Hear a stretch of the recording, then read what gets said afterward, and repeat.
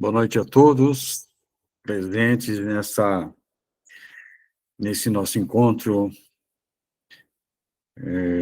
dia 21 de novembro de 2025, sexta-feira.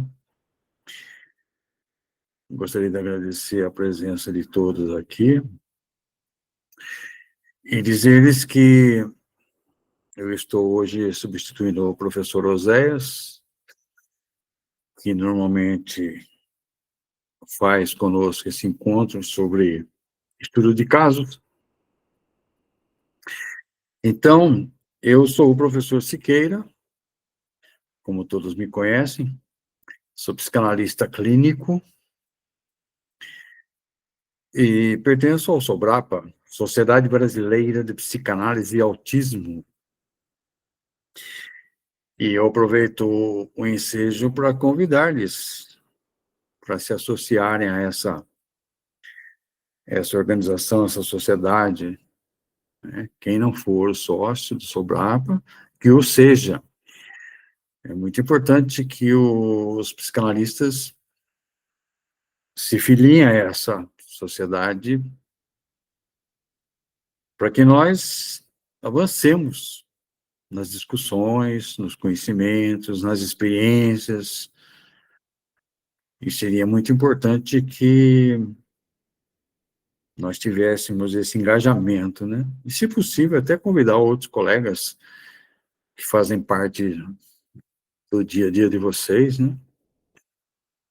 Convidar-eles para participarem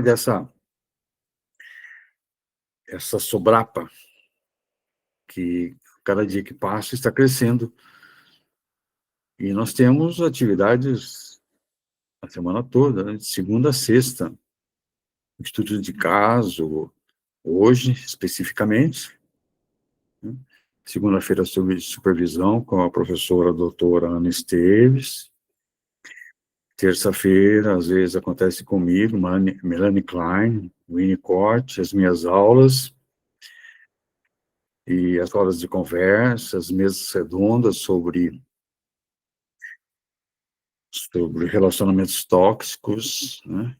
Relacionamentos abusivos, cujo trabalho vem sendo desenvolvido pela nossa colega Ângela.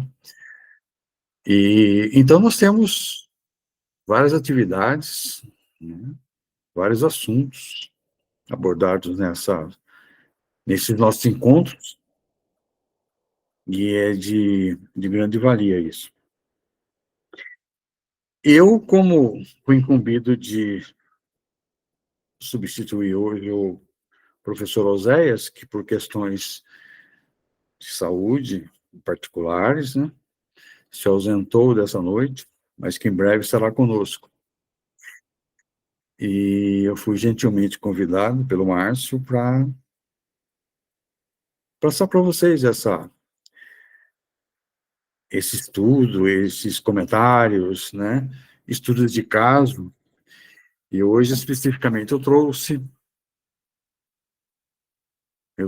2 casos para nós discutirmos aqui nessa noite, né. Gostaria de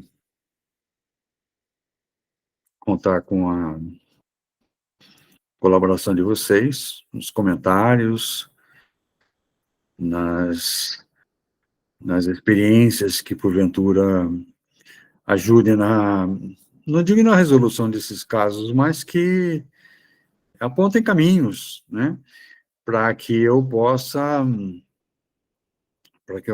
dar continuidade nesse tratamento.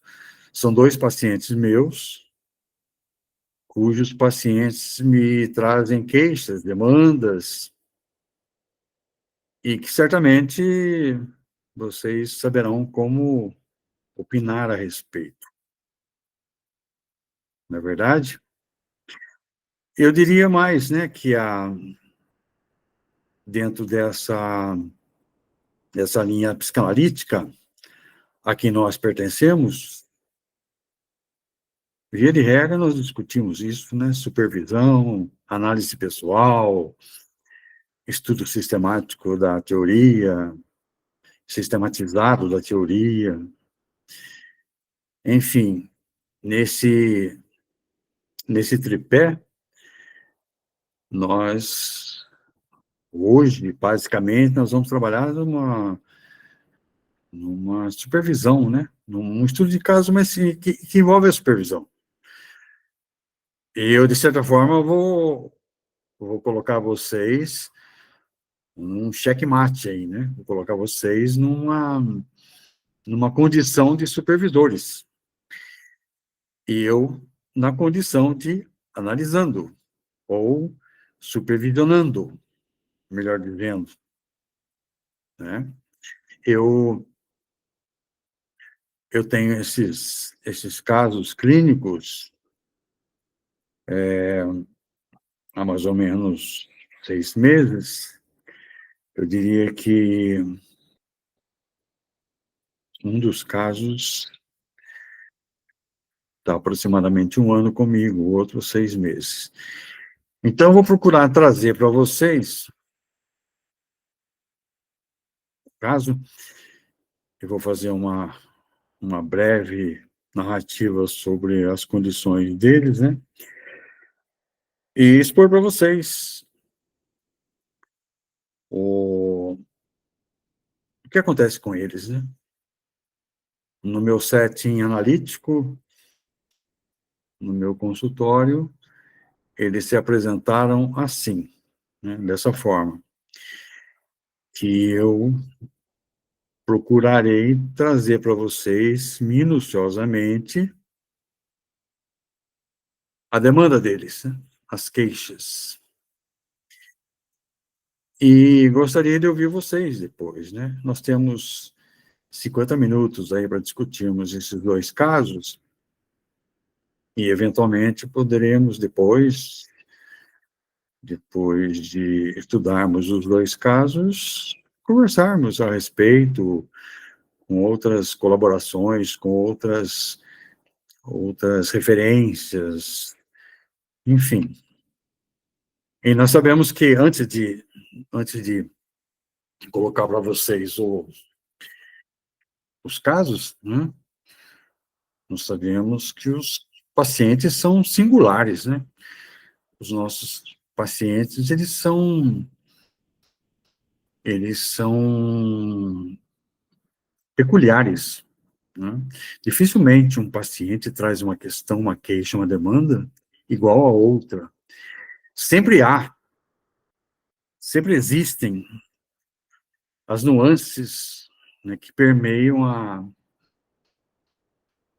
sessão,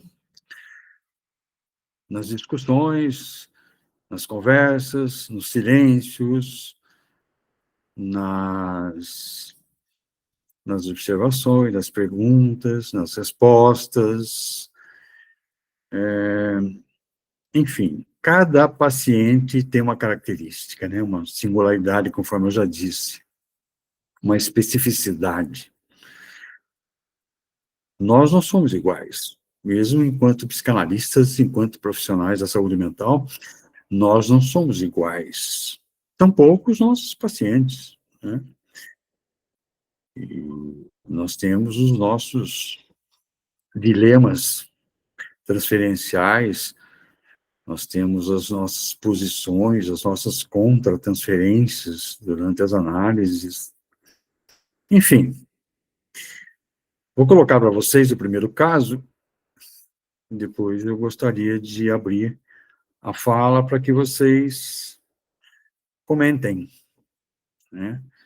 O que vocês fariam, como conduziriam, como seguiriam as trajetórias, né, da análise, porque eu costumo usar uma palavra aí que não é muito comum, mas que diz respeito a nós, né? A cada um de nós, que é a idiosincrasia, né? Cada um tem a sua, seu estilo próprio. Então, deixa-me colocar para vocês. O primeiro caso, um rapaz me procurou, 50 anos, né? 50 anos, divorciado, tem uma filha de 14 anos. Ele trabalha em banco, formado em administração de empresas. Foi casado, antes de divorciar agora, foi casado com a mãe da sua filha, né? 25 anos atrás, mais ou menos. E, segundo o relato, foi a primeira namorada dele. Casou-se com ela, teve essa filha, e por razão ou outra, ele trouxe algumas queixas. Eu havia perguntado para ele, né, o que que levou ao divórcio, né? Então, num dos seus relatos, ele me trouxe que a esposa estava se distanciando dele. Ela se dedicava a outras atividades, ao profissionalismo, que ela é diretora de uma instituição famosa, e estava se dedicando à dança, né? Ela dança muito bem, então ela não tinha tempo para ele. E ele, muito dedicado, muito paternal, muito fiel até esse momento, se apaixonou por alguém no seu trabalho. E isso redundou na separação. Muito bem. Hoje ele está tendo dificuldade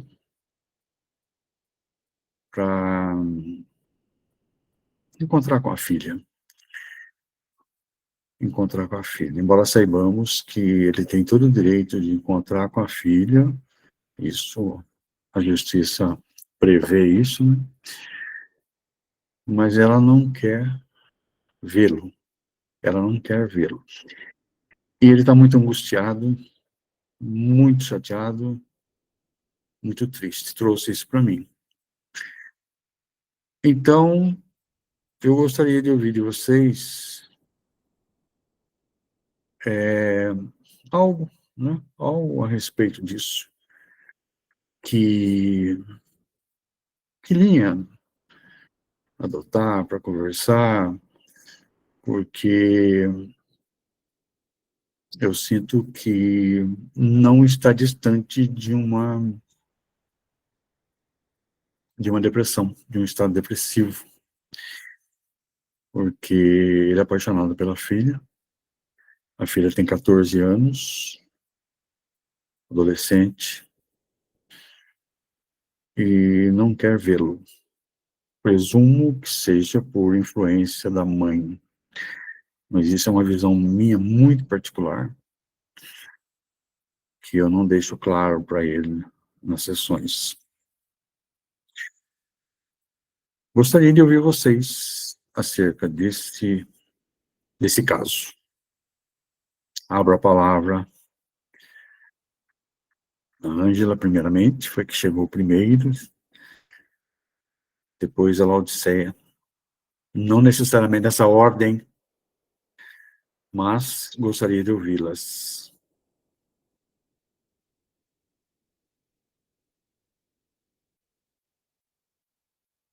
Se é que estão me ouvindo. Boa noite, professor Siqueira. Boa noite, Ângela. Tudo bem? Tudo bem.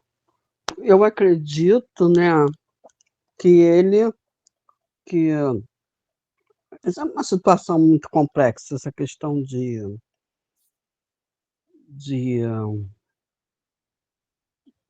traição, né? A partir do princípio que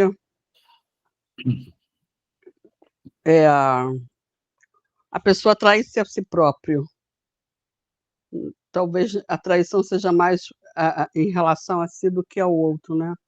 Porque enquanto a verdade não está sendo dita, a pessoa se engana ou está enganando, achando que está enganando o outro. Mas, enfim, Eu sinto que ele tem uma dificuldade, né, a gente sente que ele tem uma dificuldade de conversar, de se expor, de colocar suas posições. E se caso não fosse dessa maneira, ele teria sentado, conversado com a esposa antes que houvesse uma separação, ele se sentisse rejeitado.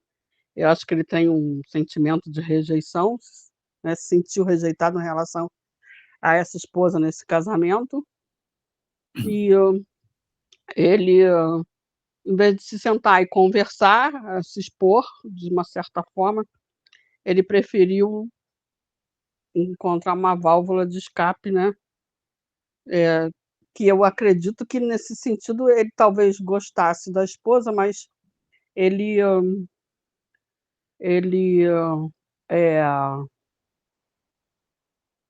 esse sentimento de rejeição que ele teve, né, que esse afeto que ele teve de rejeição, ele procurou não enfrentar.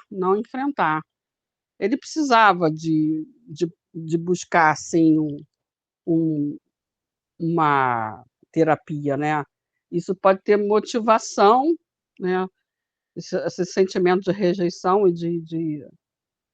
de como é que eu vou dizer? Suficiência, né, pode ter raízes na infância, né, com Sim, a mãe, com a perda de alguma coisa que desenvolveu nele, em relação à amamentação, ou de cuidado, ou de não ser uma mãe suficientemente boa, né, não ter dado a estrutura emocional que ele precisava. E é muito complexo para o homem também expressar sentimento na nossa sociedade, né, expressar sentimento, em nessa sociedade patriarcal é sinal de fraqueza, né. Ele pode ter sido também, confrontado com essa situação, né, de ser fraco ou de ser qualquer coisa assim e ter endurecido, né. sim, E ele tem endurecido em expressar seus sentimentos, né. E a cobrança social de que o homem tem que ser forte é muito complicado, né, porque, eu sou muito a favor daquela música do Pepeu, né, "Ser um homem feminino não fere o meu lado masculino", né. Mas eu acho que ele tinha que fazer, assim, um resgate de compreensão e ver também o porquê, como o senhor disse, a mãe pode ter influenciado isso. Se ela está influenciando isso, é porque ela sentiu dor, né, com essa separação, isso provocou nela uma dor, inconscientemente ela não achava que estava fazendo nada de errado e a filha, achou que com isso ele ferindo a mãe dela, ela se colocou em posição de defesa, né, posição de defesa, com rela correto. com relação a ela e com relação à mãe, porque se a mãe foi traída, né, na sua na sua, nos seus sentimentos, né, eu acho que ela também tem essa Sensação? sensação, né, que Uhum. ela possa ser ferida também. Eu acho que, a pessoa entrar em estado de depressão nessa situação, eh, é normal, porque se ele tem esse amor pela filha e a filha não quer, Hum, não quer falar com ele, tem que definir bem o porquê disso, né. Tem que compreender o porquê que essa filha não quer. O muito que bem. realmente estava envolvido nessa trama toda aí, né, que desencadeou essa situação. A traição é assim, muitas vezes desencadeia nos filhos esse sentimento de rejeição também, né, Sim, você trocou e de culpa, é, também, porque às vezes os filhos se sentem culpados também pela separação dos pais. é um outro aspecto que a gente tem que olhar, é verdade. E outra coisa, eu não explicitei para vocês que ele já havia tentado uma reconciliação com ela antes da separação, várias vezes. Segundo ele me falou, eu perguntei, né? Você nunca tentou, nunca sentou, conversou num jantar, numa mesa de bar, bater um papo, conversar, abrir o jogo, né? Falar o que está acontecendo, puxa vida. Tá. Diz que tentou várias vezes. Tentou várias vezes, mas ela ignorou, do tipo, não, eu sou assim mesmo, e se quiser assim. Então, ele tentou algumas vezes uma reconciliação, porque eu vejo que ele curte um certo sentimento de amor por ela ainda, sabe? Depois da traição ou não? Antes da traição, antes da Ah, traição. sim.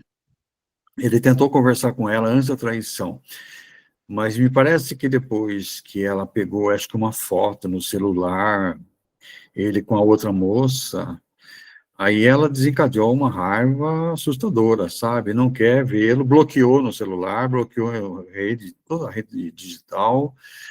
Então, a filha também bloqueou, ele está totalmente obstruído de comunicação com eles. E Entendi. ele mostra para mim que ele está sofrendo muito com isso. Porque, pelo menos, que ele falou para mim na última vez, que se ela, pelo menos, conversasse com ele, aceitasse conversar com ele, para, enfim, tentar reatar alguma coisa, hoje me parece quase que impossível isso, mas ele fala que tentou várias vezes conversar com ela, vai explicar, não é nada disso que você está pensando, e tal, aquela coisa, né? Mas ela não quer saber. Então, ela é irredutível, não quer saber, bloqueou e tal, então ele tá bloqueado. Ele não conversa com a ex-esposa e não conversa com a filha.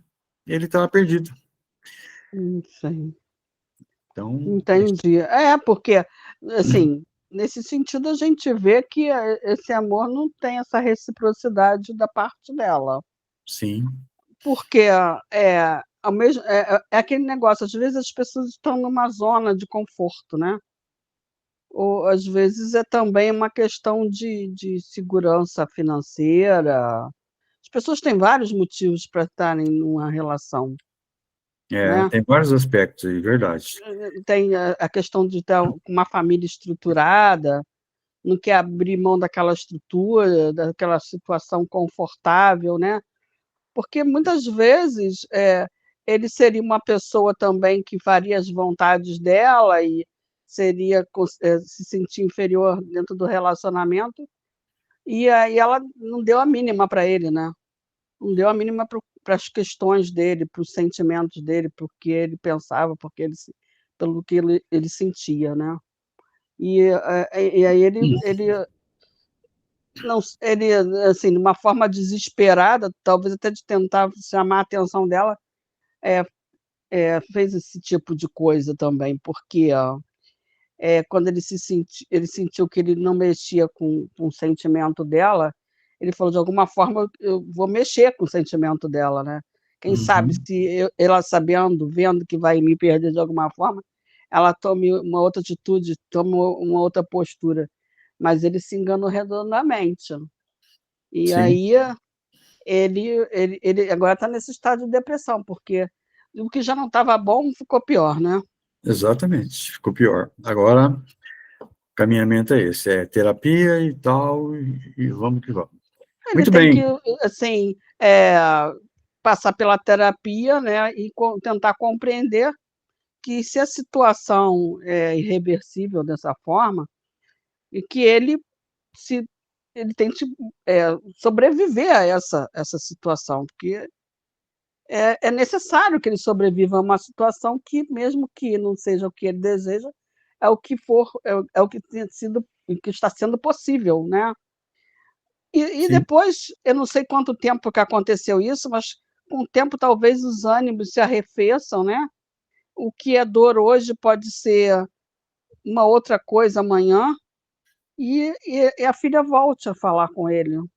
sim, sim, é uma coisa de tempo, dá tempo ao tempo, porque Eu sempre digo que o tempo as é o co senhor da razão, né. é, O tempo é o senhor da razão. E essas coisas de dores, aliada com a terapia, elas vão se arrefecendo, essas dores vão se arrefecendo, vão a gente mexe com as feridas, expõe elas e acaba, de uma maneira ou de outra, compreendendo aquela ferida, e aquela ferida, aos poucos, com a nossa compreensão, ela vai cicatrizando. Cicatrizando, exatamente. Muito bem, Angela, obrigado. Eu queria ouvir a Laodiceia. Se ela pode falar, é claro. Laodiceia, pode comentar algo a respeito?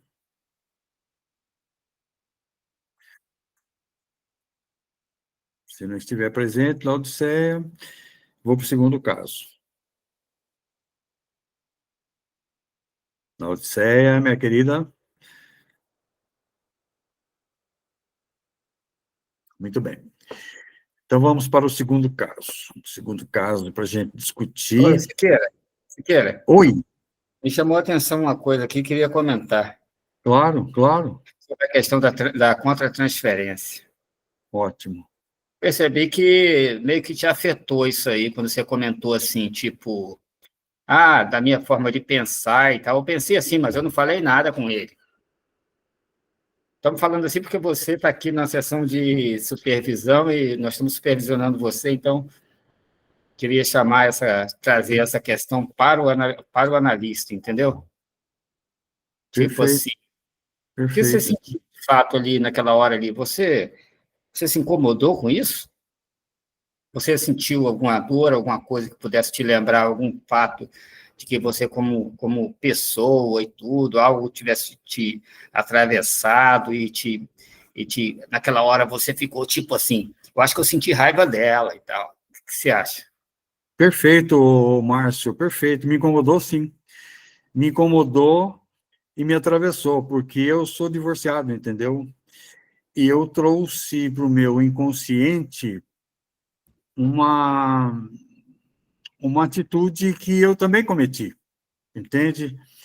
Aí passou pela minha cabeça um filme, né? O meu paciente me traz uma situação dessa, e eu me enquadro naquela situação, e isso mexeu comigo. Isso você bateu na mosca. Você acertou na mosca falar da conta de transferência. Então, é o receio que a gente tem enquanto psicanalista, enquanto analista, né? Os problemas que os nossos pacientes trazem, eles nos atravessam, às vezes. É uma questão ou outra, principalmente quando mexe com questão de filho, mexe com questão de... Esse relacionamento ele é muito... Isso é muito delicado, ele mexe conosco, né? Mexe com as nossas emoções, mexe com... Enfim, não sei se um sentimento de culpa, um arrependimento, isso tudo vai perpassando, né? Quando o meu paciente me traz uma situação dessa, ele chora no meu consultório, de saudade da filha, eu fico pensando, puxa vida, olha eu aí. Entende, Márcio? É verdade, você tocou no ponto-chave, tá? Eu até pensei que fosse ouvir isso de mais alguém, essa questão, mas você trouxe muito propriamente isso. Me atravessou, sim, com certeza. Obrigado pela intermediação aí. Professor Siqueira, o professor Márcio, porque o senhor passou por essa questão. Eu passei por essa questão com os meus pais, né? Que se separaram, que teve traição, e essas coisas todas. Então, eu me coloquei muito no meu lugar também, né?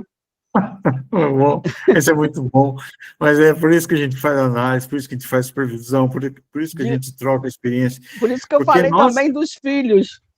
Filhos, quando eles se sentem desorientados e perdidos e se sentem, às vezes, até culpados por alguma coisa. Meu pai está me abandonando, meu pai está me deixando, está me abandonando. Quer dizer, o filho, ele não sabe exatamente o que passa entre o casal, né? Entre os pais. As discussões, elas são no íntimo, né? Elas ficam na obscuridade. Dificilmente, uma vez ou outra, se discute perto dos filhos, que eles percebem, meu pai está brigando com a minha mãe. Mas, quando isso fica na obscuridade, né, o filho, por que meu pai está separando da minha mãe, né? Puxa, ainda mais pré-adolescente, né? Meu pai está me abandonando, ele não me falou nada que por que está acontecendo entre eles? Fica aquela incógnita, né? Mas ela está sabendo, né? A menina está sabendo porque eles separaram, porque a mãe falou para ela, né? E ele falou isso aí, a mãe falou para ela. Quer dizer, quando a mãe fala para a filha, parece que puxa mais a filha do lado dela ainda. Puxa, meu pai sacaneou minha mãe, né? Ele não deveria ter feito isso, mas não sabe das razões exatas, né? Não sabe exatamente o que passa debaixo do tapete, debaixo dos lençóis, não sabe o que passa na vida do casal, né? A criança acha que o pai e a mãe têm que se dar bem sempre e acabou. Até que ela vai entender mais tarde que isso não acontece, que no relacionamento tem essas incongruências, esses deslizes, essas discussões, que ninguém é perfeito, a gente fica nervoso mesmo, né? Ainda mais pessoas sistemáticas, né? Ficam nervosas, qualquer coisa fora do lugar, cobrança de horário, e você chegou a essa hora por quê? Aquela coisa toda que... Todo relacionamento tem isso. Agora, você divorciar e deixar uma menina de 14 anos, né? Para ela não querer ver o pai, ela está coberta de ódio, né? De raiva. Não quero saber desse homem. E ele está sofrendo com isso. Ele mostrou para mim um sofrimento atroz. É, Muito porque eu bem. acho que também, nesse sentido, ele sente culpa também. Sim. Porque ele sente culpa também, porque e ela sente raiva porque acha que ele é o responsável pelo fim do casamento. Na verdade, ela não deve estar compreendendo, deve ter compreendido muito bem também, e pela dissolução da família, né? E ela acha que ele é o responsável, culpa ele por isso, porque talvez se ele não tivesse feito isso, ele não tivesse que ir embora, a mãe dele não tinha fechado as portas totais para ele. E uma situação que para ela está desconfortável, porque a mãe puxa de um lado e ele puxa do outro, Sim. e fica complicado. Muito bem. São 15 para as 9, vou tentar trazer outro caso para ver se a gente consegue arrematar até as 9 horas, até as 9 horas. E se não der tempo de discutir, eu acho que dá sim. A gente faz na próxima aula. Vamos lá. Essa outra paciente, ela tem 32 anos, ela é negra, obesa, e ela tem dificuldade nos empregos, tá? O último emprego dela, ela foi muito maltratada, ela se queixava que a única empregada da empresa era submetida a fazer faxina, ela é caixa na instituição. Era, né? Agora saiu. E o chefe são chineses, né? Chineses, sim. O gerente era chinês. Mas ela era submetida a serviços assim, domésticos, né? Varrer chão, limpar banheiro, etc. E ela não gostava disso, porque o serviço dela era caixa. E não pedia para as outras colegas fazerem isso, só ela. E ela achou que porque ela fosse negra. Muito bem. Aí ela tem dificuldades. Tem dificuldades no trabalho, tem dificuldades nos relacionamentos.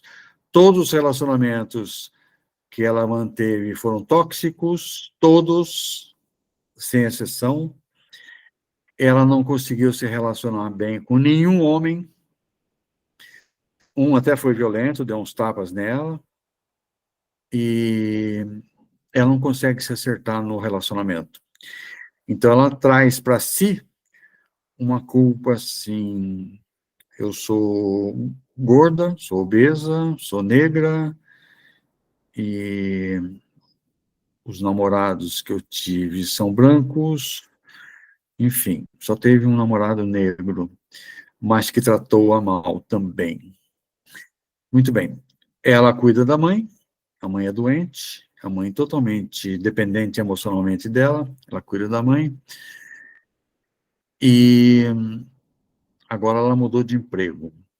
Ela mudou de emprego, foi para um supermercado maior, é caixa também, mas tem muita insegurança, acha que não vai aprender a desenvolver a tarefa de caixa, acha que ela já somatizou isso, de que ela é incompetente, que ela não vai conseguir, enfim, ela tem um filho de 12 anos, de um relacionamento abusivo, tá? Ela teve um relacionamento fortuito, uma vez saiu com um camarada, já engravidou, já teve essa criança, 12 anos. Enfim, ela tem todos esses problemas e traz consigo, né? Vive triste e acha que nada dá certo na vida dela. Eu chamaria isso de o quê? Anedonia, isso. Esse desprezo ao prazer, não acha nada agradável, nada vai dar certo, não adianta eu sair, caminhar que não vai dar certo, enfim. Então, ela está vivendo esse momento.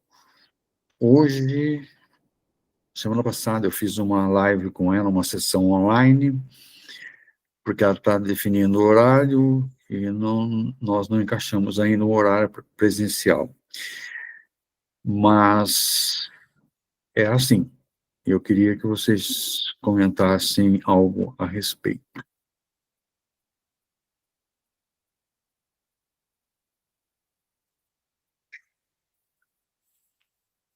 Segundo caso esse. Ângela, a Laodiceia está presente? Laodiceia está presente? Gostaria de comentar alguma coisa? Ou ainda está presente? Nós estamos em 5 pessoas. A Ângela, Laodiceia, Márcio. Bom, Enfim, professor Siqueira, assim, fica à vontade. alguma coisa falta a ela, né? Porque quando a gente não é suprido, assim, de muitas coisas também na infância, a gente entra nessa compulsão na alimentação, né? Isso denota carência, denota algumas frustrações que ela possa ter tido na infância, né? Alguns traumas. E a gordura em si é um sintoma, né? É um sintoma de que alguma coisa não vai bem. Não pelo fato só de ser gorda, mas pelo fato de que, naturalmente, ela deve ter alguma certa compulsividade alimentar, né? Sim, com Existe certeza. também uma questão, também uma questão muito, muito forte nessa situação. A pessoa negra nesse país, ela passa por sentimentos de rejeição, problemas de identidade, né? De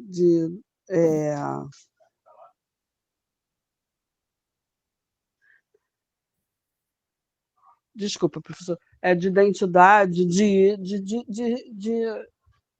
reconhecimento, problemas de reconhecimento, né? Porque Preconceito, né? sofrem muitos preconceitos. E esses preconceitos fazem com que a pessoa se sinta diminuída, menor, né?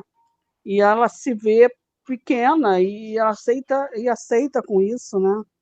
Esses relacionamentos tóxicos, porque ela quer a validação do outro, ela quer ser validada de alguma forma, porque a gordura, né, como a gente fala o pessoal, gordofobia, né? Tem muita gente que tem Isso. preconceito com relação às pessoas que estão um pouco além do peso, ou seja lá o que for.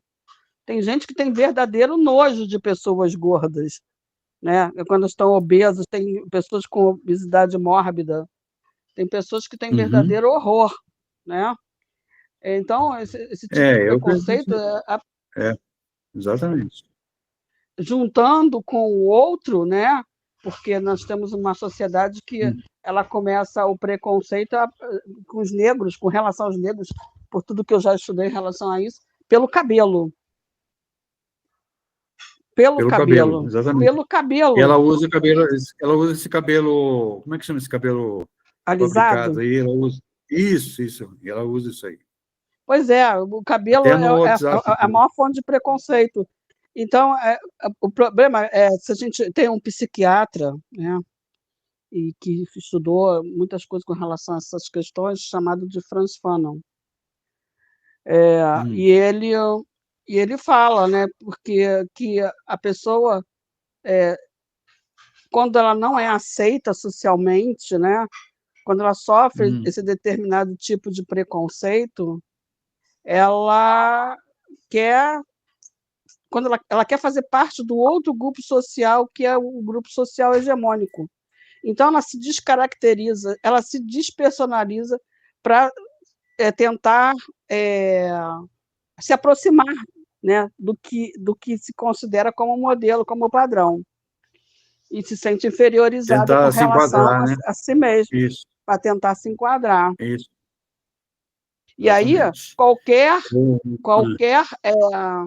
qualquer migalha de amor, a pessoa acaba aceitando, né? Ela acaba se envolvendo em relacionamentos narcisistas, com narcisistas. Várias vezes eu Siqueira. falei que eu... Fica à vontade, Márcio. Não, eu interrompi você, quer falar? Pode falar.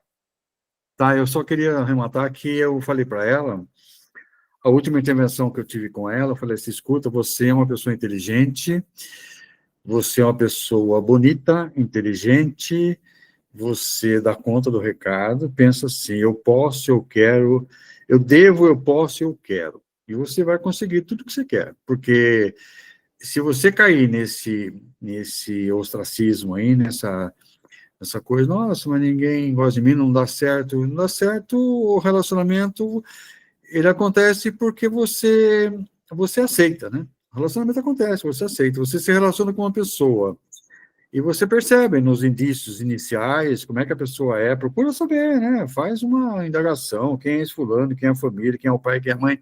Não vai se relacionando com qualquer um, né? Que isso você corre o risco de se decepcionar cada vez mais. E ela teve uns 5 ou 6 relacionamentos assim, todos abusivos. Então, eu falei, puxa... Professor Siqueira, mas o que acontece? vida. Como não é porque você tem essa complexão física, não é porque você é negra. Tá. Pode falar. Essa pessoa se relaciona com as outras como se fosse uma pessoa perdida no deserto, né? Assim que encontra água, cai dentro do poço da água, com roupa, com tudo, e porque se sente tão incompleta, né? Se sente tão carente. Isso. Que se encontrar... Isso, você disse... Tá. Que se encontrar um poço d'água, se joga dentro. Ou seja, primeiro que aparece, eu vou aceitar, porque pode ser que não haja outro. É assim mesmo. Parece que aquela poça d'água, aquela lagoa é a única. Pode falar, Márcio, fica à vontade. Não, é que o Freud fala sobre isso, né? Sobre essa questão da pessoa já procurar pessoas que têm aquele mesmo padrão de repetição, entendeu? Então, é comum a gente encontrar pessoas que se relacionam, sabe, com pessoas de muita semelhança. Então, são aquela que se relaciona com esse cara que é abusivo, com esse que é abusivo. Parece que ela procura aquilo. Aí ele vai dizer o seguinte, ela procura aquilo, por quê? Porque ela teve aquilo com... Ela vê aquilo, por exemplo, no primeiro exemplo de pai dela, por exemplo. Um pai abusivo, por exemplo, coisa assim.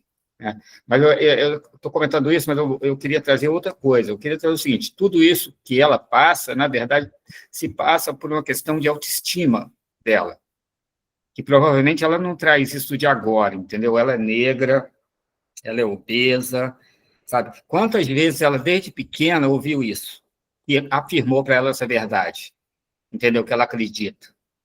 Então, quebrar esses pensamentos dela, né? Trazer ela a uma realidade da sua individualidade, dos seus valores, entendeu? Como pessoa, né, dentro daquele local, né, que, por exemplo, o sujeito que limpa o chão do supermercado, ele tem um valor tremendo. É a mesma coisa do sujeito que limpa um chão de um hospital, entendeu? É responsável pela higiene do local, que é uma das coisas mais importantes que tem. Então, às vezes, a gente se coloca numa posição de inferioridade quando a gente faz uma limpeza de algum ambiente, onde, na verdade, é pela limpeza que se constrói todo o resto, né? Então, trabalhar com essa paciente, essa questão da autoestima dela. O que a gente trabalha na psicanálise mesmo, né, é voltar lá atrás, tentando reconstruir a história dela para a gente compreender aonde que ela chegou nisso, nessa verdade, nesse pensamento de que, na verdade, está sabotando ela o tempo todo. Sim, e as comparações que ela se compara com o branco, ela se compara com a magra, ela se compara com uma pessoa de classe social financeiramente melhor, ela vive de comparações, entendeu? Ela olha para um espelho que não é ela. Na verdade, Lacan vai falar ali no espelho, né? Ou até no começo ali, quando a criança, ali a experiência do espelho, quando se olha ali, se vê, se reconhece no espelho, agora sou eu, entendeu? Cadê aquela pessoa que ela se viu a primeira vez no espelho? Onde é que ela está, essa pessoa? Essa pessoa se perdeu, entendeu? Hoje ela é uma gorda, obesa, ela é uma negra, ela é uma pobre, ela é uma que limpa chão, mas cadê aquela pessoa que se viu lá no espelho a primeira vez? É essa pessoa que eu voltaria a conversar, entendeu? E trazer de volta essa pessoa. Eu sempre gosto, na análise, de levar a criança antes do trauma, sabe? Eu gosto de levar a pessoa antes do trauma, eu gosto de levar a pessoa antes do recalque, onde ela não era aquilo ainda, entendeu? Por exemplo, eu tento trabalhar com a pessoa onde a pessoa chega, onde ela não era negra ainda, na concepção de negritude preconceituosa, entendeu? Ela era uma pessoa feliz, uma criança que brincava, sabe? Eu levo ela onde ela era uma criança sabe, que sonhava ainda, que não tinha aquele contato com aquela realidade crua do real de Lacan, entendeu como é que funciona? Assim, trabalha mais ou menos assim. Então, nesse caso aí, ela está sobrecarregada, entendeu, de pensamentos que estão destituindo a autoestima dela cada dia. Então, ela pode muito bem mudar essa concepção, mas é preciso que ela comece a interpretar que esse mundo que ela criou para ela é imaginário. Né? Verdade, verdade. Eu acho que é isso que eu gostaria de a autoestima baixíssima, sim, com certeza. E ela somatizou tudo isso. Claro, nós estamos trabalhando essa questão, porque faz pouco tempo, faz 6 meses, 7 meses que ela está comigo, e a gente está trabalhando essa questão, mas está muito encalacrado isso, né? Muito difícil. Eu voltei na infância dela, perguntei, era uma coisa que ela me falou, Márcio e Ângela, interessante, que quando ela era menina, lá pequena, ela só usava roupa de homem. Ela não gostava de vestido, ela não gostava de roupa de mulher. Eu fiquei sem muito entender isso aí, né? Por que ela, os relacionamentos todos foram com homens, ela não se relacionou com nenhuma mulher, né? E ela se vestia muito de homem. Eu não sei se a mãe queria ter lá no lugar dela um menino, ou se ela se sentiu assim, comparada com o irmão, porque tem um irmão, e ela privilegiada o irmão, ela queria ser igual ao irmão, talvez ela usasse roupas masculinas. Isso eu vou trabalhar melhor essa questão, para ver se eu consigo trazer até o momento, com a influência disso nessa vida dela agora. Mas, que bom que vocês contribuíram. Me parece que... Ela deve se espelhar em alguém ou em alguma situação. Mas é o que na segunda aula que eu dei sobre relacionamentos abusivos, né? Que eu fiz elencando os autores, né, que contribuem, né, para a compreensão desse tema. Eu falei que tem o masoquismo, que tem a compulsão à repetição, isso tudo, né? A pessoa também, às vezes, ela tem essa questão masoquista também. Sim, uma comiseração, uma assim, essa coisa de eu tenho que ser assim para que as pessoas me valorizem. Quanto mais sofrimento eu tiver, as pessoas sentirão dó de mim, enfim, vão me retribuir de alguma forma. Mas muito isso questão... mas não funciona isso. É Não muito funciona. questão de referência, de identidade, né? Às vezes, o pai, ele podia ser uma figura mais proeminente dentro da família, ou o irmão era uma pessoa que... E a mãe era meio apagada, ou a mãe também talvez sofresse abuso, né? E o pai, sendo uma figura mais forte, ela queria se espelhar mais no pai do que na mãe. Isso. Né? Isso. Ou o irmão, podia ser também que o irmão estivesse sendo mais bem tratado do que ela, né? Sendo mais considerado, tendo na verdade, isso que preferência, acontece, né? Ângela, acontece isso sim, tá? Ela já alegou que a mãe deu dinheiro para o filho para comprar um carro, então a mãe ajuda mais o menino do que ela. Eu acho que há qualquer coisa entre mãe e filha aí que tá, Sim. sabe? Então, tem coisa para trabalhar aí. Ixi, tem muita coisa. Mas, que bom que vocês trouxeram. Tem mais alguém que quer falar alguma coisa? Deixa eu ver, Laodiceia. Fala, Laodiceia. Levantou a mãozinha, querida. Vamos lá. Não, eu sou... Olá, pessoal, boa noite. Na realidade, eu só queria enfatizar, a fala de Ângela, ela chegou no finalmente, assim, né? A identidade dela também tem alguma coisa muito, que foi bem predominante, forte demais, como a figura masculina, né, do pai, talvez. Essa relação que talvez essa mãe tinha muito afetiva com o filho, né? Com o sexo masculino e não tanto com ela, e talvez a questão dela da autoidentidade dela se autoconhecer, dela saber realmente como se encontrar, e algumas indefinições nessa complexidade até mesmo do social familiar dessa paciente, né? Perfeito. E eu acredito também que a questão da baixa estima em relação à questão da cor e da obesidade, e isso também é uma forma que ela utiliza masculina, né? Cria essa barreira como uma defesa também. Então, eu acredito que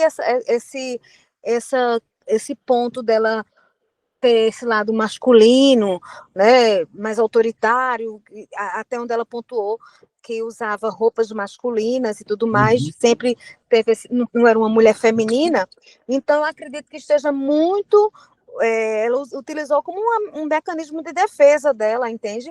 Para ela se sentir mais, criar uma barreira e não sofrer tanto bullying e outros fatores, mas em todos os dois casos, eu quero já parabenizar o professor Siqueira, bem relevantes, com casos bem interessantes, né? E deixar minha colaboração enfatizando já o que foi falado pelas colegas, pela professora Ângela e demais.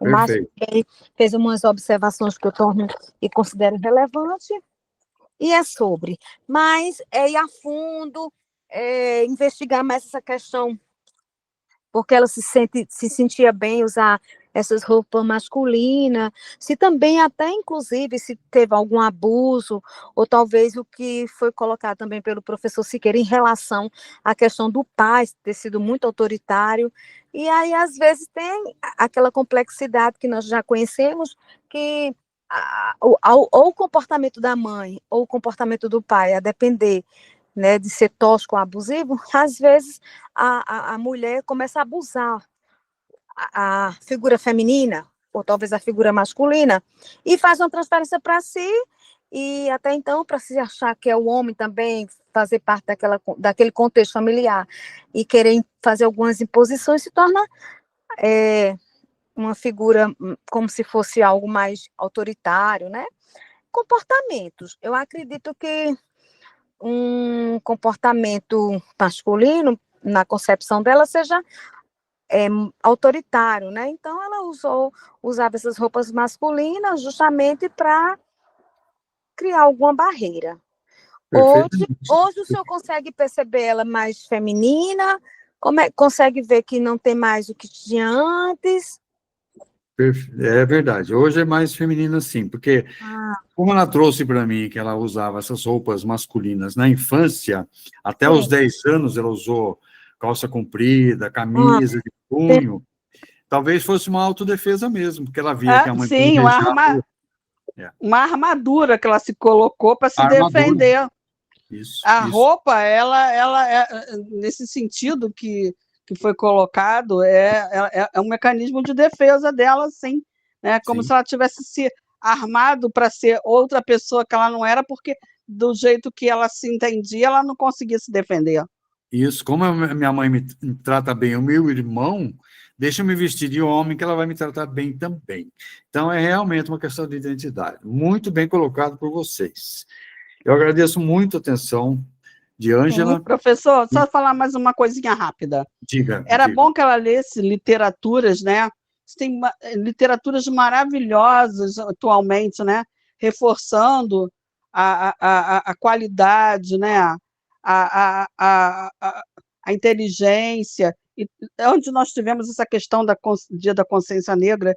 Então, existem autoras maravilhosas, né? Angela Sim, Davis e Beatriz Nascimento, tantas autoras ótimas, e tem outras mais atuais, né? Que elas e literaturas que falam da importância do negro na história, né? Que o negro não nasceu escravo, ele nasceu rei, rainha, em tribos muito bem estruturadas, que formularam a matemática, a arquitetura e tantas outras, é, como é que eu vou dizer, coisas que criaram desenvolvimento para o planeta, né? Então, tem exatamente. coisas maravilhosas, construções maravilhosas e questões da medicina, né, que a gente também tem muito dessa questão aqui, né, de coisas naturais que vieram tanto dos negros quanto dos indígenas, né? Uma medicina natural muito importante, que sempre foi muito Não, valorizada aqui. a influência do negro na nossa cultura é fundamental, porque a música, a culinária, muitas coisas, nossa. Então, eu vou sugerir para ela uma leitura de um livro, vou tentar fazer uma discussão com ela aí na sessão, de alguns capítulos do livro, assim, para ela realmente se Sim, posicionar eu vou melhor. ver qual é que tem alguma coisa assim que eu possa também é, é, contribuir com essa leitura, porque ela me parece ser uma pessoa simples, pobre, com pouco tempo para estudar, né? Isso, Ela é operadora de caixa, eu já fui operadora de caixa, exatamente. eu sei dizer o que é.